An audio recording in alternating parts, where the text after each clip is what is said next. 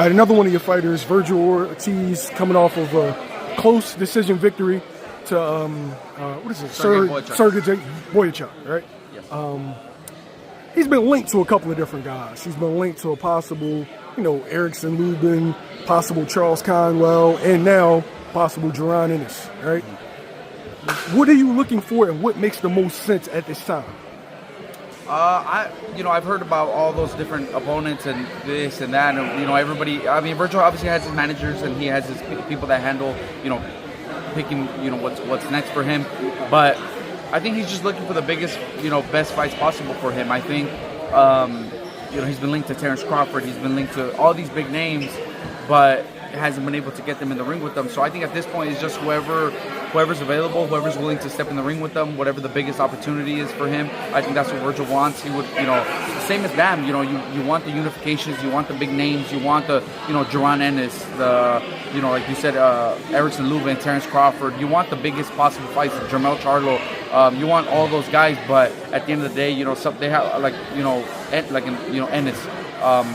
You see what he's able to do in a place like Philadelphia. He's got his own management, his own team. They're going to do what's best for him, as well as, Charlo and Crawford and these guys. Everybody is trying to do what's best for their careers, and they might not be looking at Vergil, but the same thing goes for Vergil. But, we want the biggest, best fights for him. So that if that's Jaron Ennis, if that's Erickson Lubin, Terence Crawford, Charlo, whoever it is, that's who we'd be willing to fight.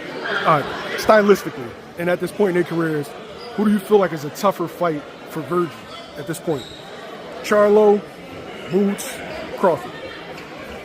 I still think you got to give it to Terence Crawford. I think Terence Crawford is still the top 2 or 3 pound-for-pound best fighters in the world. You still got to give it to him in terms of being the toughest fight out of those 3. Do I think it's realistic? No, because I think at this point in Crawford's career, like I said, everybody's got their own ideas for what's best for the career. At this point, Crawford wants the Canelo fight. He wants the biggest payday possible.